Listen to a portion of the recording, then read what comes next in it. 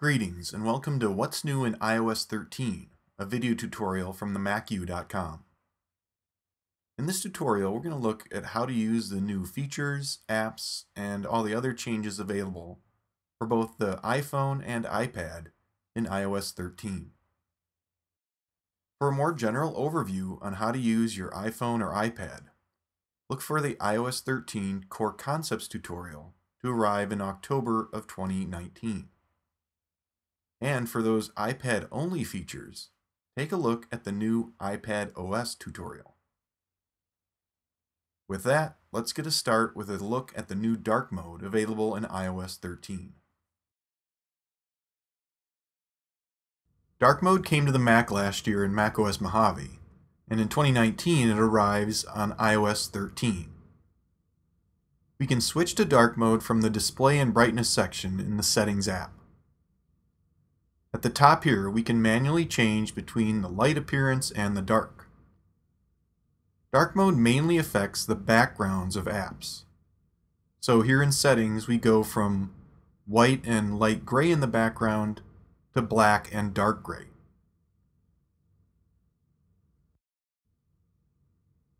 Toggle on the automatic option, and the device will use the light mode in the daylight hours and dark mode at night.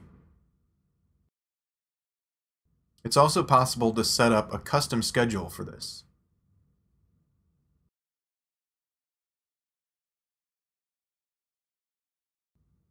Out on the home screen, you'll notice dark mode doesn't affect app icons. Only the shaded areas around the dock, Today View, and folder icons are darkened.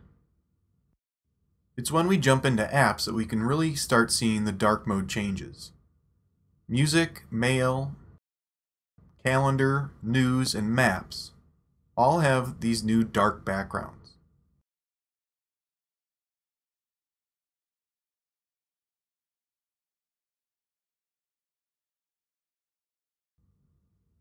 But not all apps have gotten the dark mode treatment. Pages, for instance, still looks the same in either mode.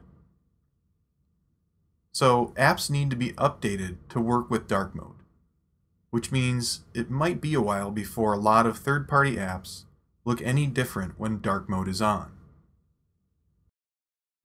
This also applies to the Today View widgets for third-party apps.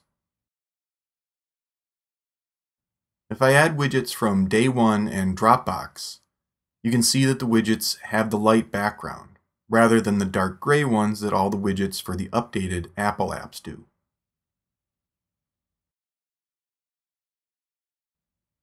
The content of certain apps also will not be affected by activating dark mode. In Safari, web pages with light backgrounds aren't going to change. Only the toolbar at the top of the page in Safari is affected by dark mode. This is the same with a lot of articles in the News app. Viewing in dark mode and then opening an article or web page with a bright white background can be pretty jarring. So hopefully we eventually get some updates to help with this. Dark mode can be quickly toggled on and off in Control Center. Tap and hold on the brightness slider to expand it, and in here we have an appearance button that will let us quickly switch between light and dark mode.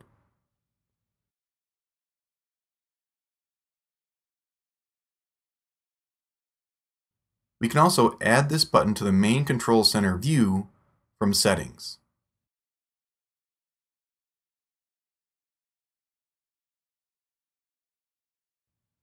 So now I can quickly switch back and forth between light and dark mode with a couple of taps.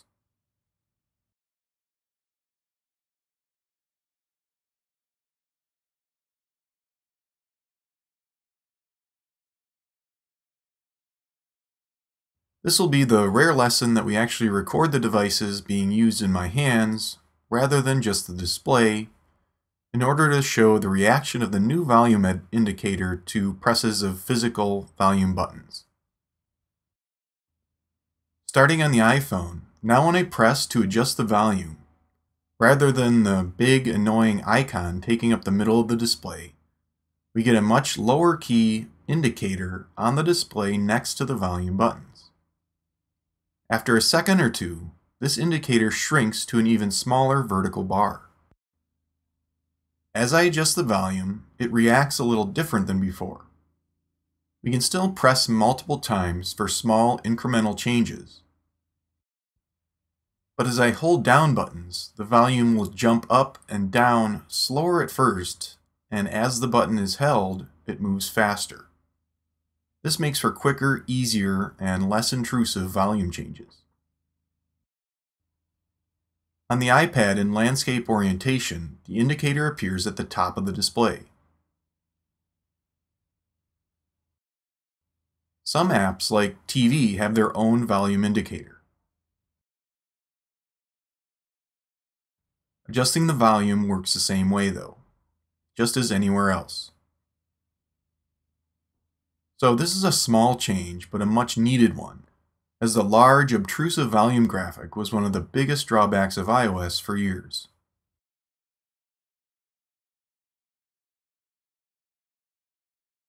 We now have a new option in phone settings that lets us silence calls that come from anyone not already in our contacts list. When Silence Unknown Callers is activated, any call from a number that's not in my contacts list is going to be sent straight to voicemail. There will be no ring, vibration, or alert on the iPhone display when the call comes in.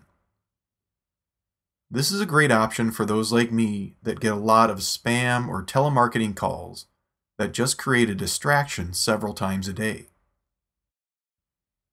If a legitimate call comes in from someone not in my contacts, they'll still be able to leave a voicemail and I can return the call at any time. Obviously, this won't be very good for business people that often take calls from unknown numbers that are best answered right away. Silencing unknown callers is not the same as blocking a number. If we look into my blocked contact list, we can see all these spam call numbers that I've had to block over the past year or so. When a number is blocked, the iPhone will not ring and the caller will not even be able to leave a message. When unknown callers are silenced, their calls are still going to appear in the recent calls list, and as I mentioned already, they can leave a voicemail. If you know a number that you don't want to be silenced, simply add it as a contact.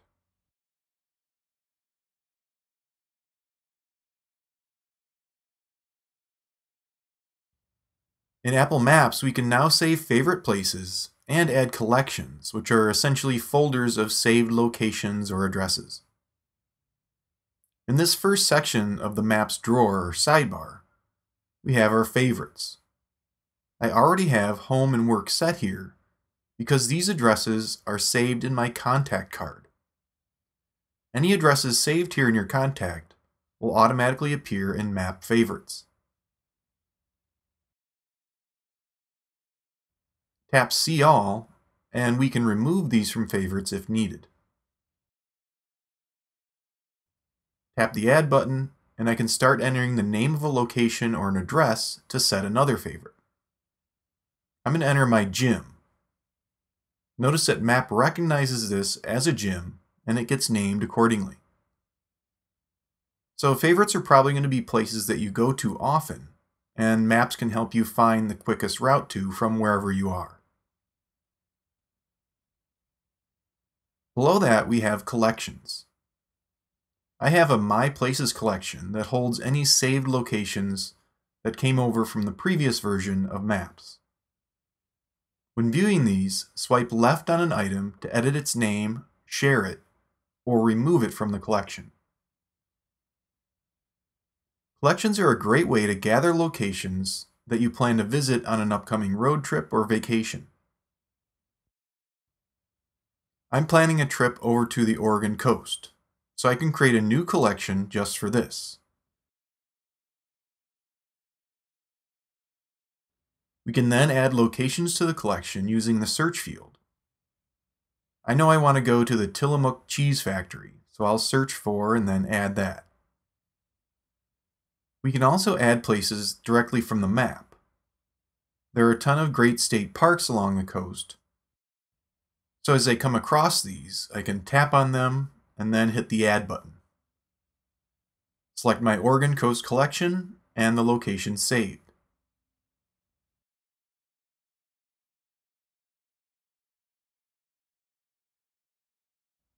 Collections are going to sync between your iCloud devices, so I can plan this out on my iPad or Mac, and when I'm on the road, all the locations in the collection are going to be available on my iPhone as well.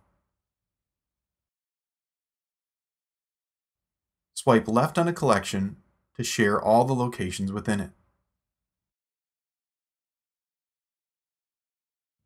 If you share this with another iOS or Mac user, the shared collection will appear in their Maps app on iOS or Mac. I just received this Places to Go collection via text in the Messages app. When I tap on it, it's added into my Maps app, and I can save it to my collections.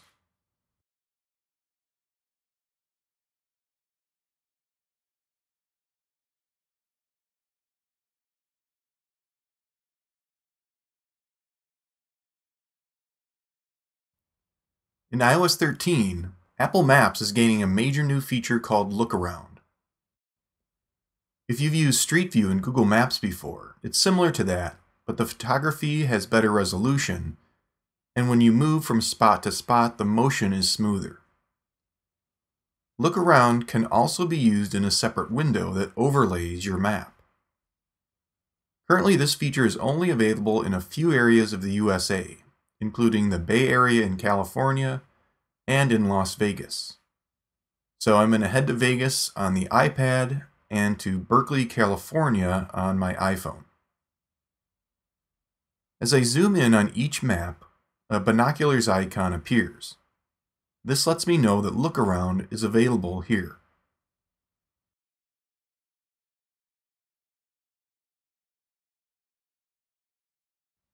Tap the button and the Look Around window will open. Tap and drag in this window to look around. Single tap in the window to move down or across a street.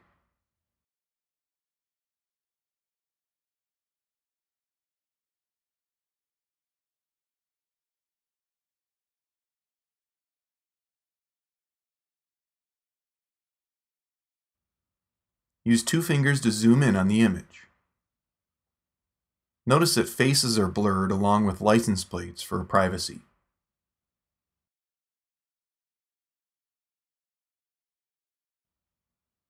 Over in the main map, the Look Around icon is displayed on the area that we're looking at in the window, and it shows what direction we're facing. We can tap and drag on the map to move the location of Look Around, or tap directly on the spot that you want to move Look Around to. This can be pretty fun when virtually exploring a city.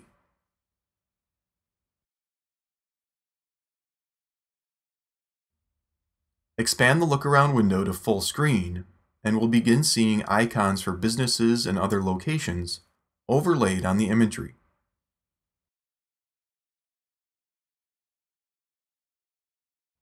Tap on these to get directions or view the information available for that location.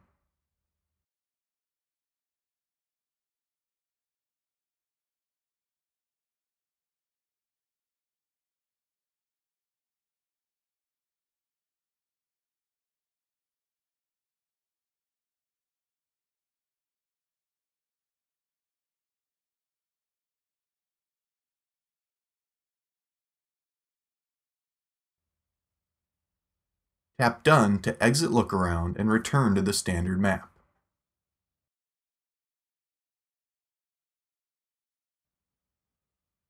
Look Around is pretty cool and will be useful for getting your bearings in a new place or somewhere that you're planning to visit. Hopefully, Apple quickly expands the amount of locations where Look Around is available.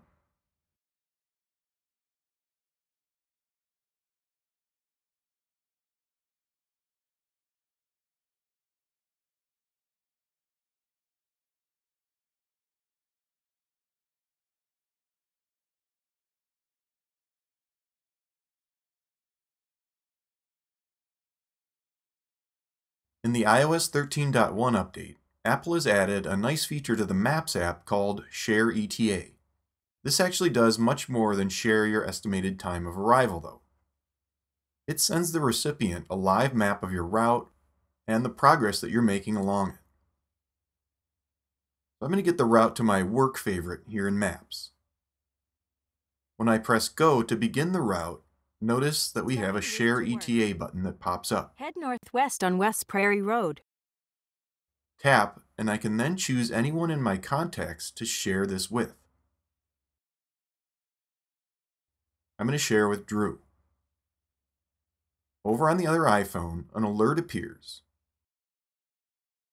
Tap, and we're taken into the Maps app, and the same route appears, and it includes the location of the person that shared their ETA. So this recipient can now keep an eye on where the sender is and have a good idea of when they're going to arrive at the destination. To stop sharing, the sender just needs to tap on the recipient here in Maps.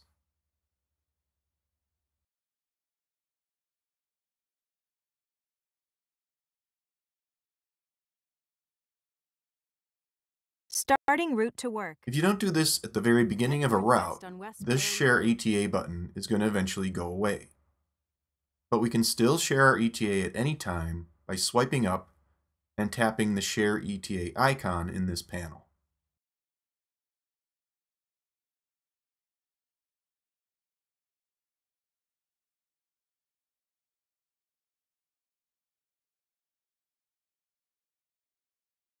In the Photos app, we now have different view modes that act somewhat differently than the previous view modes. Rather than photos, moments, collections, and years, we now have years, months, days, and all photos. This new arrangement is a little more intuitive, and it's based on periods of time. As we move from left to right, we're zooming in on the photo library.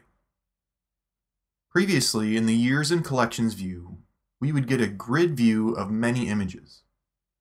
Now each year is represented by a single image or video that autoplays in the thumbnail. Months can be represented by up to 3 images and videos, depending on the screen size of your device and whether or not it's in portrait or landscape mode.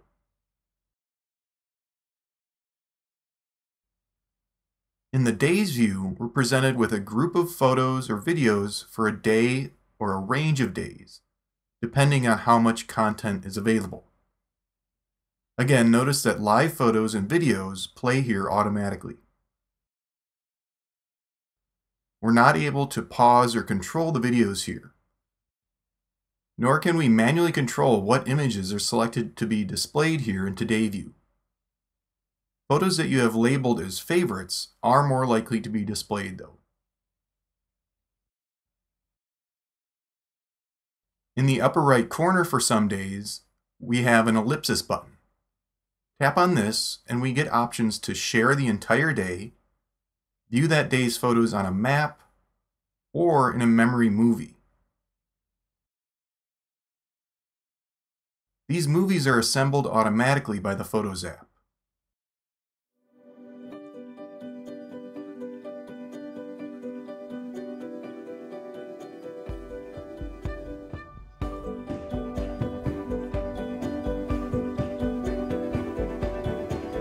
Use the sliders below to adjust the style and length of the movie. Photos makes these changes on the fly.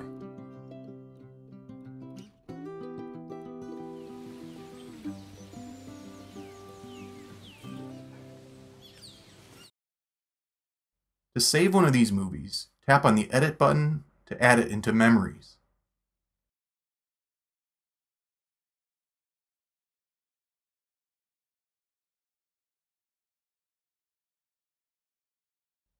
Memories exist in the For You section of the Photos app. Back out in Years view now. When I tap on a year, I'm then jumped into the Months view. Tap on an image in the Months view and we jump to that day. Tap on an image in Day view and it will be expanded into the main window, where we can then share or edit the image or swipe through the images in the library. Now let's move to the All Photos view.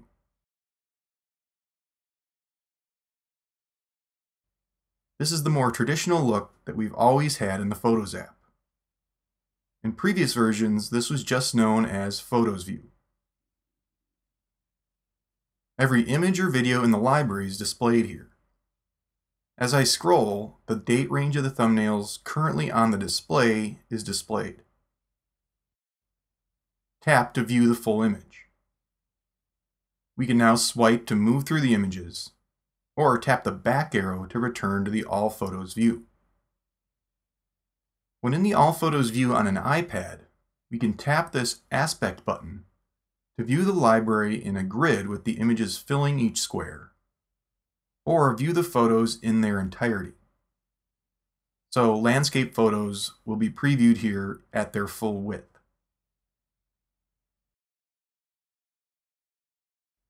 Use the plus and minus button to zoom in or out on the library.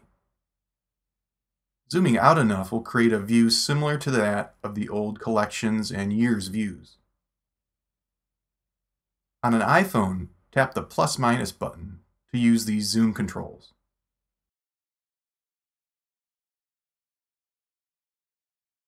And of course, we can also zoom with a two-finger spread or pinch on either device.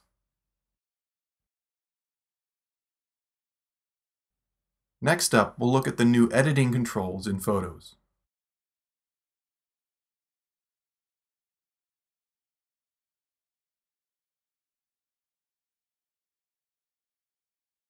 The light and color adjustments have been rearranged somewhat in the Photos app, and we have several new adjustments that have been added in iOS 13. To get to the adjustment controls, we need to go into Edit mode. On the iPad, we have our adjustments along the right side of the image. On an iPhone in portrait orientation, they'll be along the bottom. Notice that the first option here is now the Auto Enhance adjustment. This used to be just a button. Tap Enhance and the app would do its best to make the photo look good. But now we can adjust the Auto Enhance effect. Once I tap on this, the adjustment slider lights up, and notice below that the changes to the other adjustments made by the Auto Enhance adjustment are now shown. Move the slider and the image changes accordingly. The other adjustments that are visible change as I move the slider. In the previous version of Photos, we had light and color adjustments that worked like this. Having just the Auto Enhance adjustment work in this way simplifies things a bit. Of course, all the individual adjustments can be changed manually, either after applying the Auto Enhance adjustment or without applying it at all.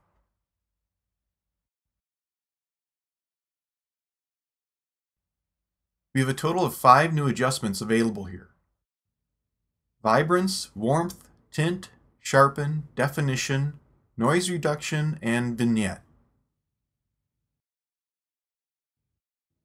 Vibrance is a great tool because it will boost the saturation or amount of color for colors that aren't already saturated. This helps avoid oversaturating areas of a photo, which is easy to do when you're only adjusting the overall saturation. The warmth slider lets us adjust the temperature of an image between yellow and blue. Use the tint adjustment to move between magenta and green. The sharpness adjustment will let us boost the crispness of edges in the photo. Notice that we cannot reduce sharpness or soften the photo with this tool. The definition adjustment is another very welcome addition.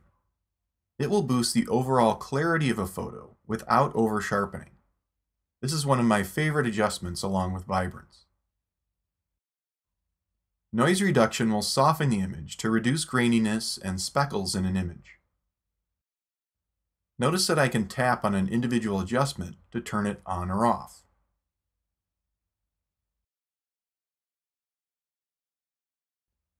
Finally, we have the vignette adjustment.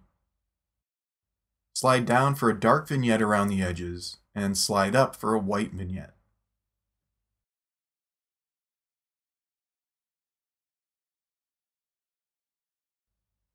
we're also able to now control the intensity of filters. So if I apply the Vivid Warm filter to this image, I can use the slider to dial back the filter and make its effect a little more subtle.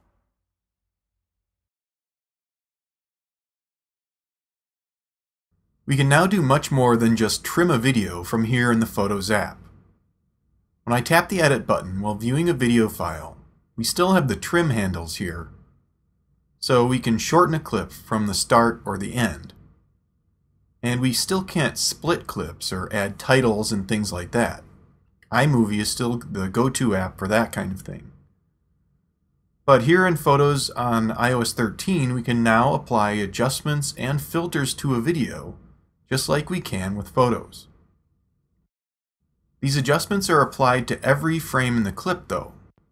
So if only the beginning of a clip is dark or undersaturated, you need to be aware that correcting that part could then make the rest of the video not look as good.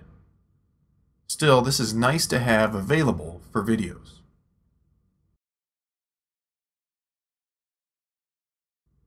We can also now crop, straighten, flip, and rotate video.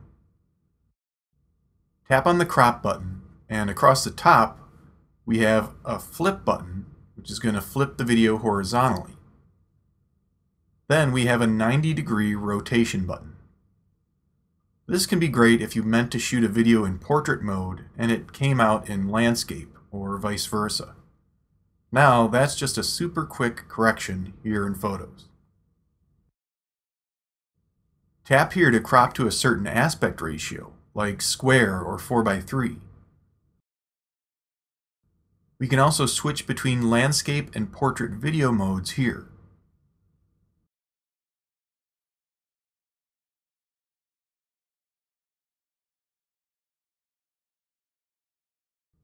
Tap and drag on the corner handles to crop manually.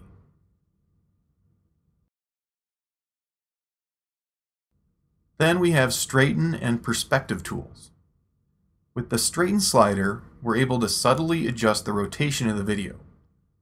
Notice a grid is added to help get the correct horizon line. The other two sliders will enlarge one side of the video to adjust the perspective. This can aid in focusing attention on a certain part of the image.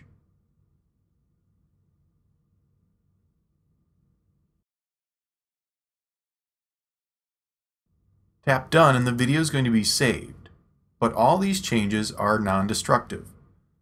So we can then come back in and remove or change the adjustments or completely revert to the original video, just like we can do with Photos.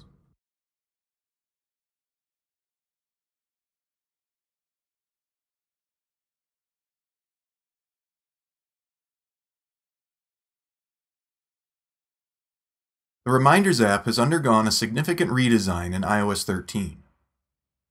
The first thing you'll probably notice are the new smart lists here at the top of the sidebar.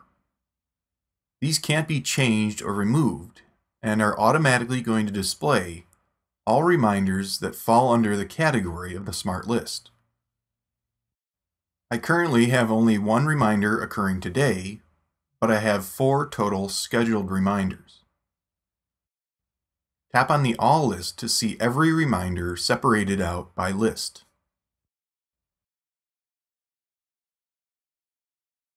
We can also now manually flag reminders that are important or may be overdue. To flag a reminder, go into its info panel and simply activate the flagged option.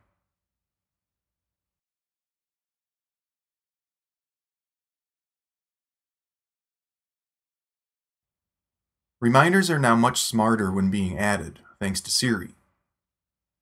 If I add a new reminder in the work list and enter Project Review at 4 p.m., a suggestion appears below to schedule the reminder for 4 p.m. today. Tap and that time is automatically set for the reminder. No need to do it myself.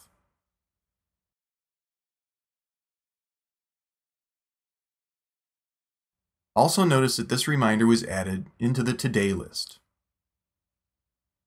We're able to do this with full dates and times. And notice that I can type this naturally. I don't need to enter the date in a specific format as I type.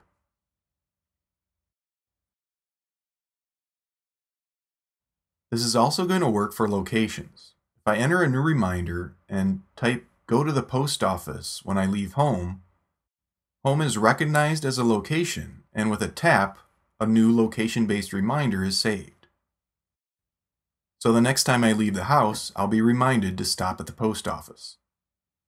That's much quicker to set up than it was ever before.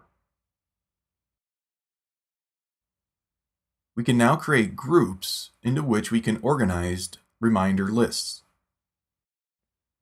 To create a group, just tap and drag one list on top of another, and they'll be put into a new group that I can name. The group acts as a folder which can be used to hide and show the lists within it.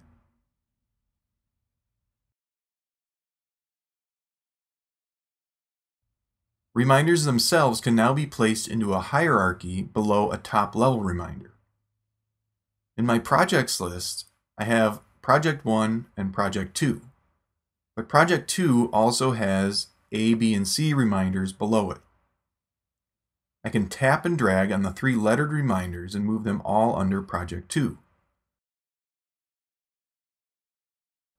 Notice that they're now indented.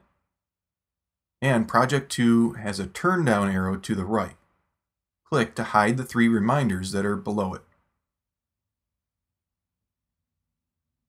Reminders also can now occur when you message someone. So I'm going to create a new work reminder called Collaborate with Drew. Tap on the Info button and notice that we can now set up a reminder to occur when messaging someone. I'll add Drew as the contact here.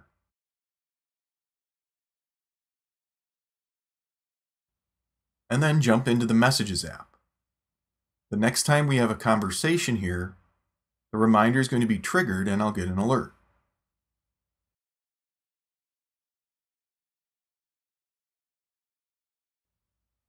That's an overview of the new look and features in the Reminders app. They make the app quite a bit more powerful as well as quicker to use. If you also use a Mac, these features and the rest of the Reminders app work almost exactly the same in macOS, so it's a pretty seamless experience. There are a few added features to the Notes app that apply to how we view, search for, and share notes.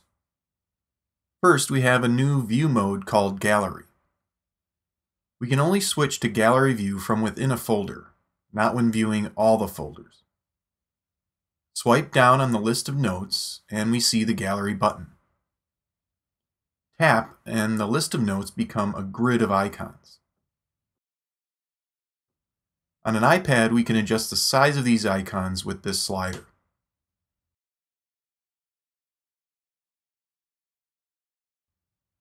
In Gallery view, pinned and shared notes get the proper icon in the upper right corner. If a note is locked, there will be no content shown, just a padlock icon. Tap to view the full note. The search feature in Notes has been greatly improved. When we tap on the search field, we can now quickly filter notes in a variety of ways with these suggested searches. Just tap to quickly see only notes that contain checklists or only my locked notes.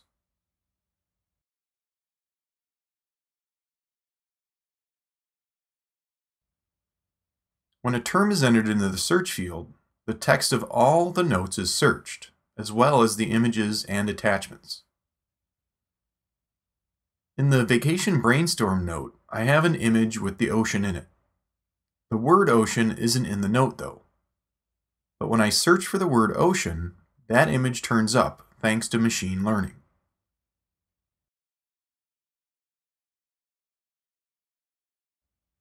Remember to click the X to clear your search.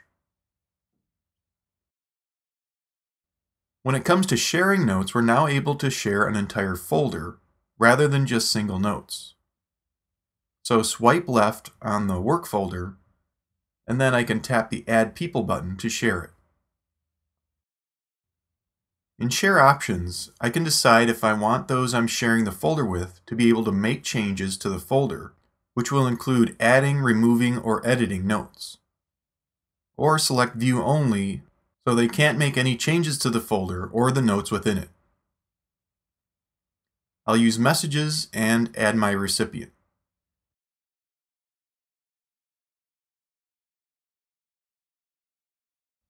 Here's how the shared folder looks when accepted by the recipient on an iPhone.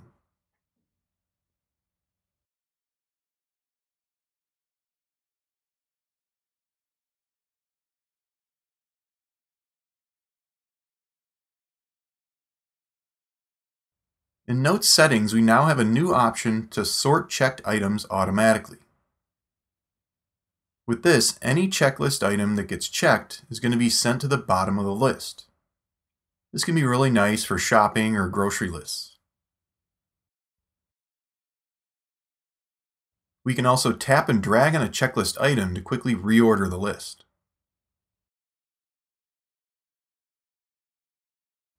Swipe right on a checklist item to indent it. Swipe left to move it back out. So this makes it quick and easy to make list hierarchies.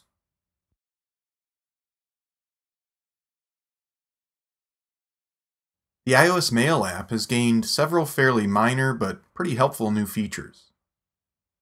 First, we have an extended reply menu.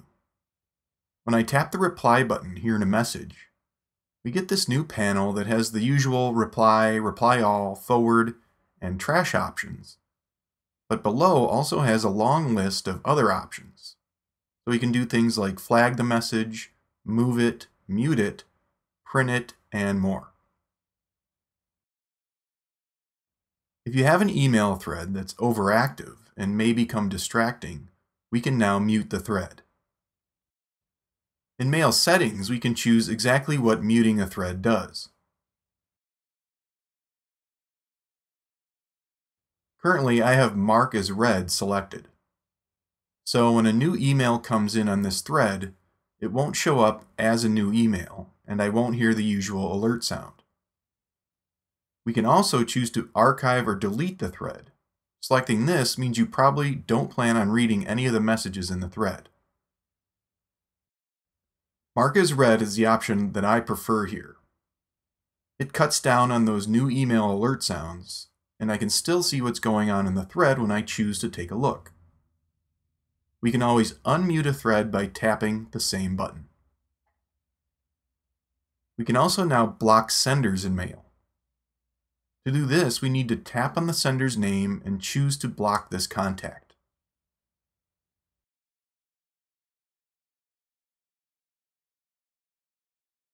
In Mail settings, we also have blocked sender options. We can choose None, Leave in Inbox, or Move to Trash.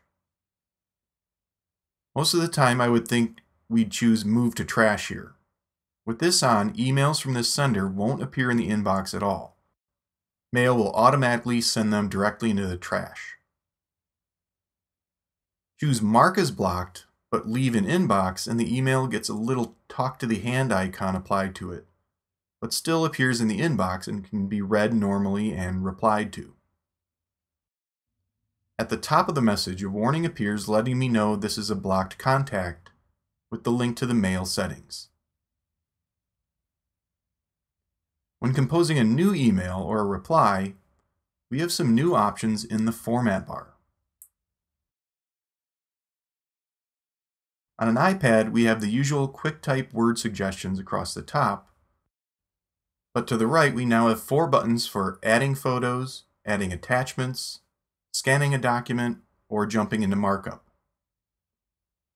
On the iPhone, we just need to tap this arrow to view these 5 options. From the Photos button, we can take a picture with the device or add a photo from our library. The Attachments button lets us select a document or an image to attach from the Files app. Choose the Document Scanner option, and we can utilize the device's camera to auto-scan a document that is then attached to the email.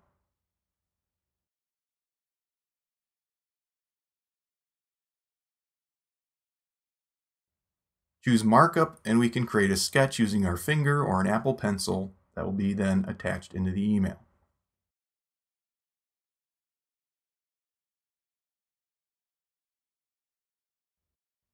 So these aren't major changes to the Mail app, but they should make it a little more easy and more efficient to organize your inbox.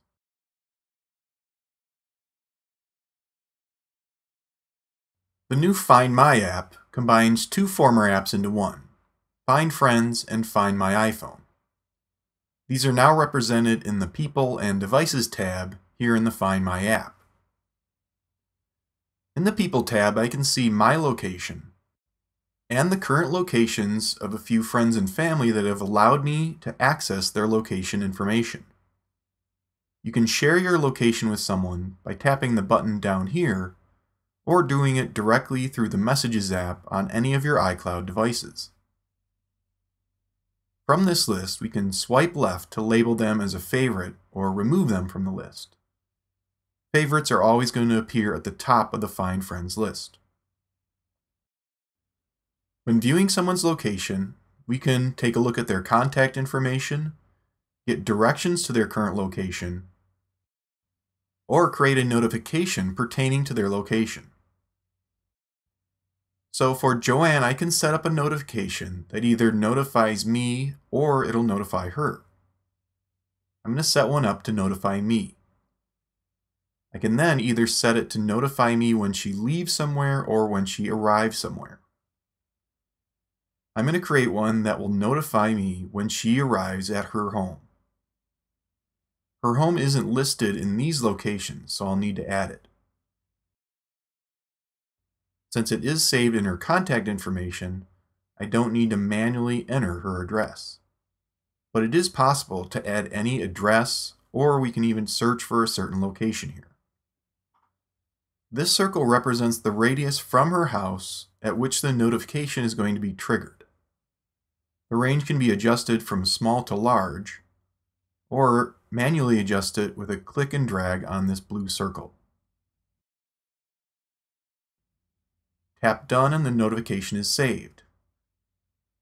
I think this feature will be really helpful for setting up meetings and such with family and friends. Now let's jump over to the Devices tab. In here, all the devices that I own and are signed into my iCloud account will be listed. For an iPhone like this, Find My iPhone needs to be activated in the Find My settings.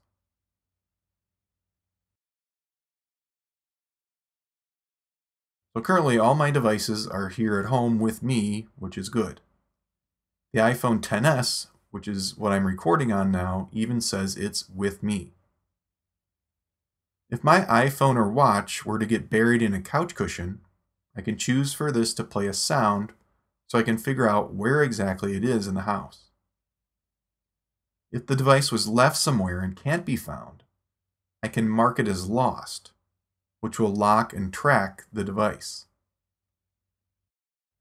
I can also add contact information here to let anyone who's found the device know how to get it back to me.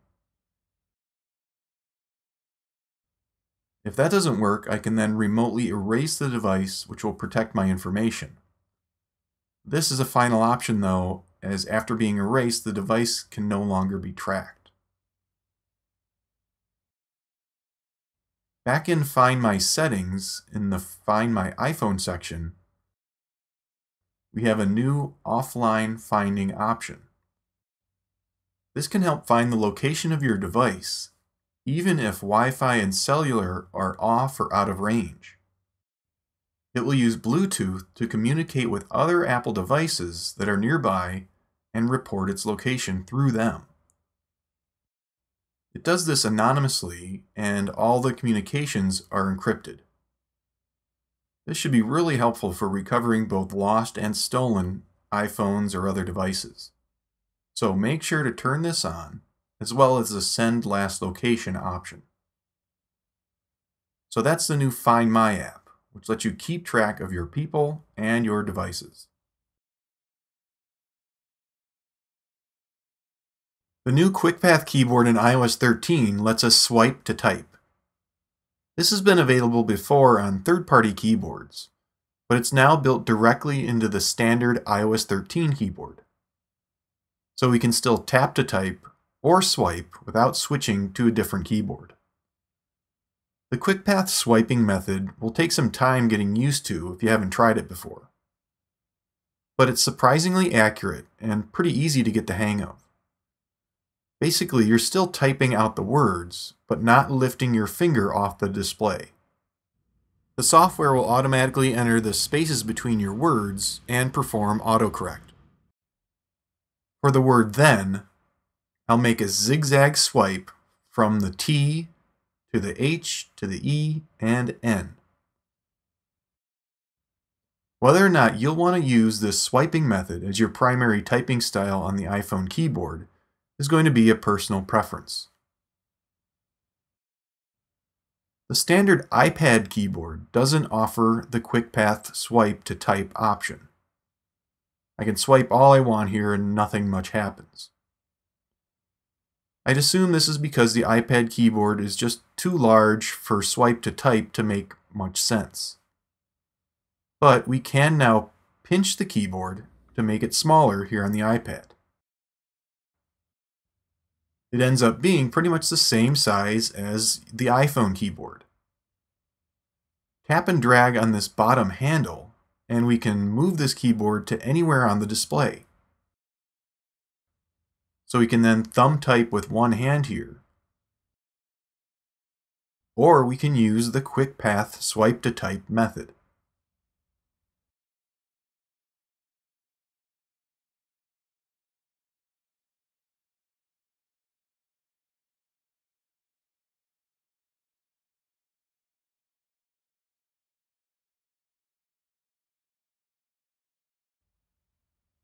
Use a two-finger spread to expand the keyboard back to its standard size.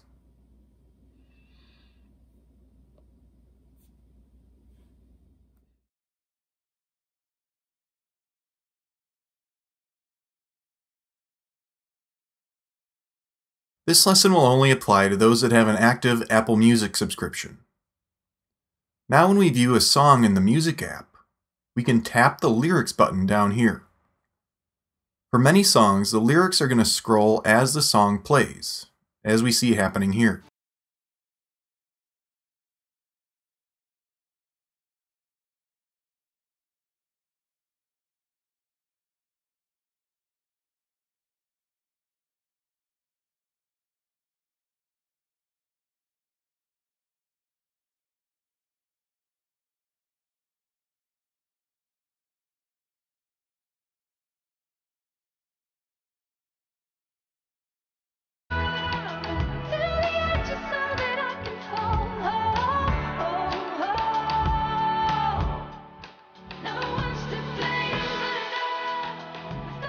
The playback controls will also overlay the lyrics, so we can pause the song or skip ahead to the next song while remaining here in the lyrics view.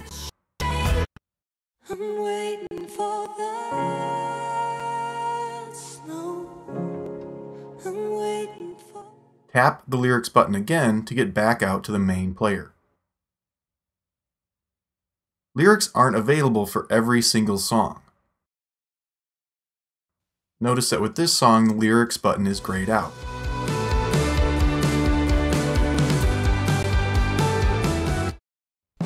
Other songs will display lyrics, but they're not going to scroll with the song, and I can't tap to jump to that part of the song.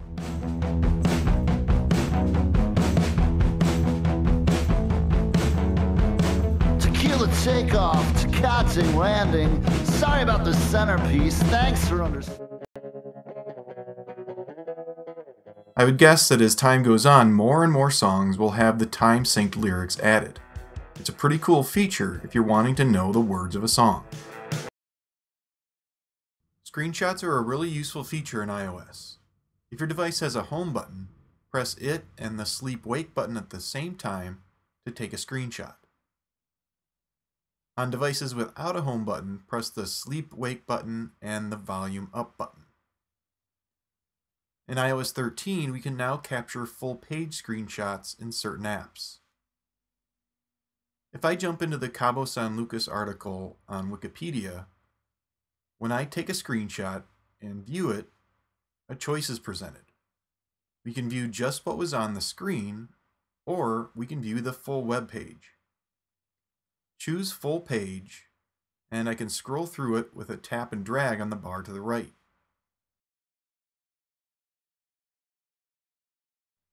We're able to use markup on this entire page,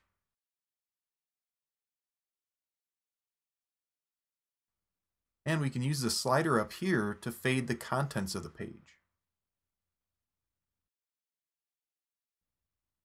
Tap the crop button, and if I don't need anything past the climate information down here, I can remove the lower part of the page.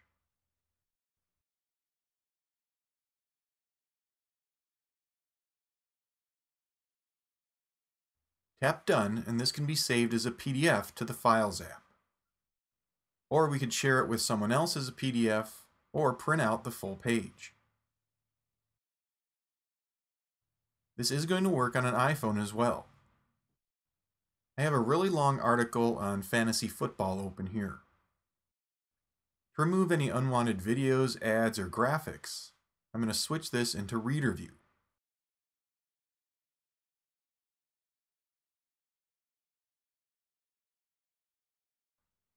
Take a screenshot, and I'm able to save the full article presented in Reader View.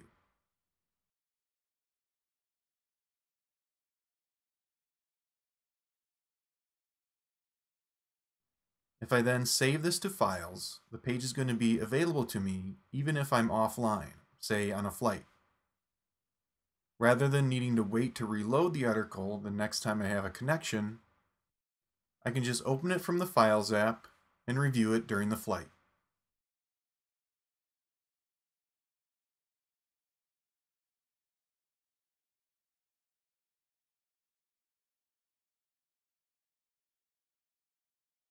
iOS 13 has been designed with haptic touch in mind rather than 3D touch. This is because 3D touch was not included on the iPhone XR and won't be available on any of the 2019 iPhone models, the iPhone 11 or the iPhone 11 Pro.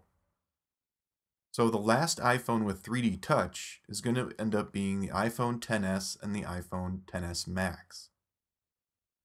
3D touch made the iPhone display sensitive to pressure. So when I press down on an app icon or a link in Safari, there's an instant response with a preview to the link or some other contextual buttons. With haptic touch, you don't press down with any pressure. You only need to tap and hold. This works just a bit slower than 3D touch, but produces the same result. On iPhones that have 3D touch, like this iPhone X, we can still use 3D touch for an instant response to a press. Or you can use haptic touch and use a tap and hold. The tap and hold action only takes about a second, maybe slightly more. Haptic touch is going to work on all iOS devices, including iPads. So the same tap and hold actions that we can use on our iPhones will work over on iPads as well.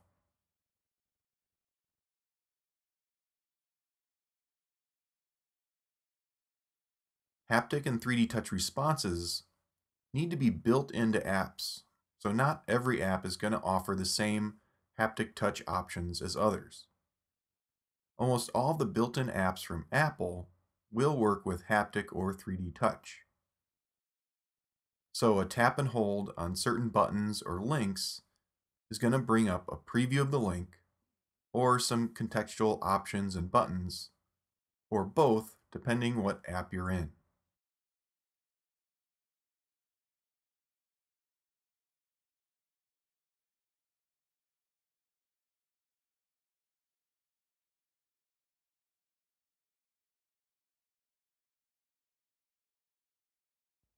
In iOS 13, we have a tweaked method of rearranging or removing apps.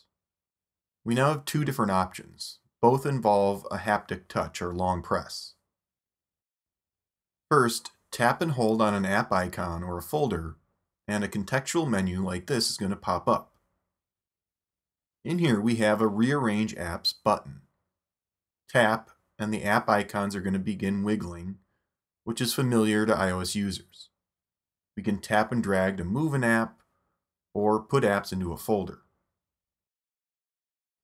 Tap the X to remove the app from the device.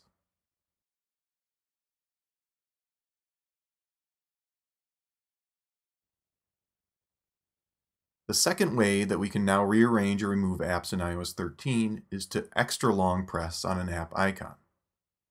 The contextual menu is going to pop up, but I will just want to keep holding. The menu will go away, and then the icons will begin wiggling, and I can rearrange or remove. This is going to work exactly the same on any iOS device, iPhone or iPad. Overall, this method is a little bit slower than previously, but unless you're moving apps around all the time, it's not a major issue.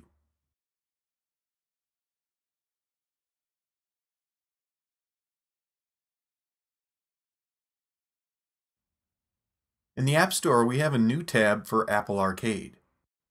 This is a monthly subscription service that costs $5 a month after the 1-month free trial. All the games included in Apple Arcade are exclusive. You're not going to find these games listed under the Games tab of the App Store. So I'm going to start the free trial here on my iPhone.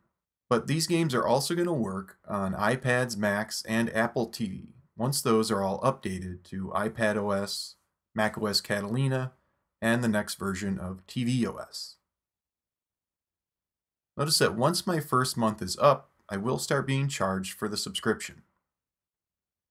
To avoid being charged, cancel from the subscriptions section of the Apple ID settings. Once signed up, you're going to have access to all the games here in Apple Arcade.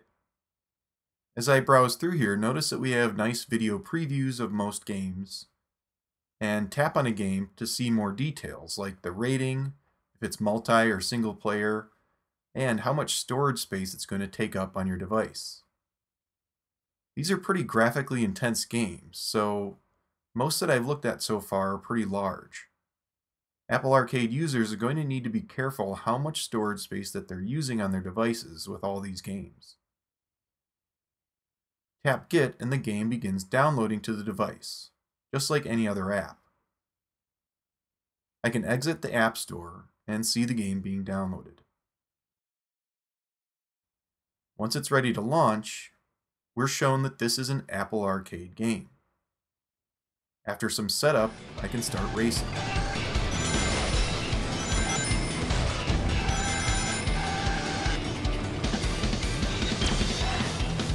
Over on the iPad, my free trial has been recognized since it's signed into the same App Store account as the iPhone. I have full access to Apple Arcade and can start downloading. This Frogger game is pretty fun and it has great graphics. Apple Arcade will be available on iPad when iPadOS is released on September 24th, 2019. With a month-long free trial and then only $5 a month afterwards, I think Apple Arcade will be pretty popular, since the games can be played on your iPhone, iPad, Mac, or Apple TV. And of course, there will be more games added on a regular basis.